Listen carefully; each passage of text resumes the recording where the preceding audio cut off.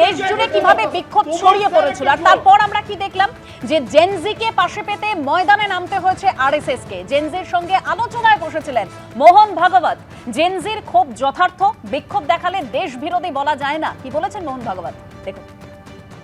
कि जेन जी अगर एजिटेशन कर रही है तो एंटी नेशनल तो है नहीं, अपने लोग हैं, अपनी नेक्स्ट जनरेशन है। जी सर।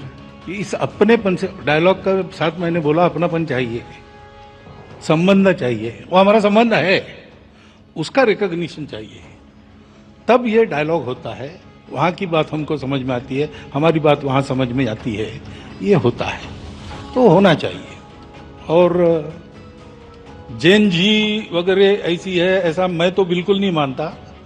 आप क्या मानते हैं? विदाउट इट कॉन्टेक्स्ट भी जब पूछा गया तो मैंने बताया, और आज भी मैंने आपके सामने बोला है कि मुझे लगता है कि ये जो नई पीढ़ी है जेन जी जेन अल्फा, ये अभी जो हमारी एग्जिस्टिंग पीढ़ी है उससे ज्यादा ऑनेस्ट है।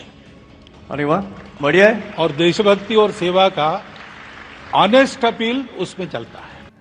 মানে প্রতিভা, এই ছাত্ররা যারা আন্দোলন করেছিল এই প্রশ্ন ফাঁসের একেবারে প্রতিবাদে, তাদের এই আন্দোলনটা কতটা যুক্তিযুক্ত ছিল একেবারে সেটা আজকে তো বোঝাই যাচ্ছে। তাদেরকে অ্যান্টি ন্যাশনাল বলে দাগিয়ে দেওয়া হয়েছিল, তাদের উপর পুলিশ লাঠিচার্জ করেছে, তাদের উপর কাঁদানে গ্যাসের শেল চার্জ করা হয়েছে, পেলেট গান থেকে একেবারে ছড়া গুলি চালানো হয়েছে, AK-47 থেকে গুলি করা হয়েছে, তারপরেও তারা কিন্তু আন্দোলন চালিয়ে গেছে। আর এবার মোহন ভাগবতকে একেবারে তাকে ময়দানে নামতে হলে এই জেনজিদের পাশে পাওয়ার জন্য বলতে হচ্ছে যে দেশ বিরোধী নয় যদি কেউ প্রতিবাদ করে বা বিক্ষোভ দেখায় জেনজিরা।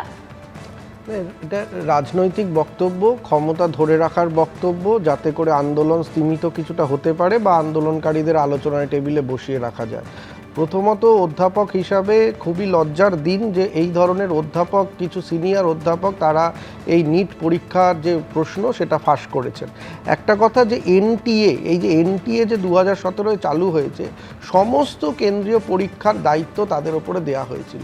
তার মানে কি? তার মানে যতগুলো কেন্দ্রীয় স্তরে পরীক্ষা হবে প্রতিযোগিতামূলক, সমস্ত কিছু তাদের অধীনে। তাহলে এত বড় দায়িত্ব এনটিএকে দেয়া হলো, অথচ এনটিএর যারা আধিকারিক তাদের কোনো প্রশিক্ষণ হয়নি। তারা এই যে ধরে রিক্রুট, এই যে কোন অধ্যাপক কারা বিশেষজ্ঞ কোন পেপারে দেবে, প্রশ্ন করবে, এই জিনিসটা কারা ঠিক করছে? এনটিএ ঠিক করছে। ফলে আজকে এনটিএর মাথায় যারা, তাদেরকে এই দায়িত্ব নিতে হবে।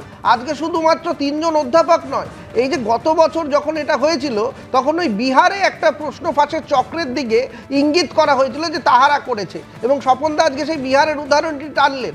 অথচ আজকে জেনজি যদি আন্দোলন না করতো তাহলে ওই প্রিন্টিং প্রেসের একটা মানে খুবই কম মাইনের হয়তো একটা কর্মচারীর ওপরে সব যেত। আজকে এই যে বলা হচ্ছে এই সিস্টেমটা এনটিএ আসার পর থেকে আরও ভঙ্গুর হয়ে গেছে। এনটিএ আসার পর থেকে প্রশ্ন ফাঁস, প্রশ্ন নিয়ে অসুবিধা আরও বেড়ে গেছে। ফলে আজকে এনটিএর প্রাসঙ্গিকতা নিয়ে প্রশ্ন তোলা উচিত, এবং যারা এর মধ্যে রয়েছেন, এই যে যারা, এদেরকে শুধুমাত্র শাস্তি বিধান নয়, এরা দিনের পর দিন এর সঙ্গে আরো বড় গ্রুপ জড়িত আছে। দিনের পর দিন এভাবে কাজ তারা কিভাবে চালিয়ে গেল, মাথা কারা? কাউকে আড়াল করার চেষ্টা করা হচ্ছে না তো? এই দুর্নীতির জন্য, যাদের জন্য ওই ভবিষ্যৎ, পড়ুয়াদের ভবিষ্যৎগুলো একেবারে অন্ধকারে চলে গেল, তাদের বিরুদ্ধে যেন ব্যবস্থা নেওয়া হয়। মাথা পর্যন্ত পৌঁছানো যাবে তো? এবিপি আনন্দ, এগিয়ে থাকে, এগিয়ে রাখে।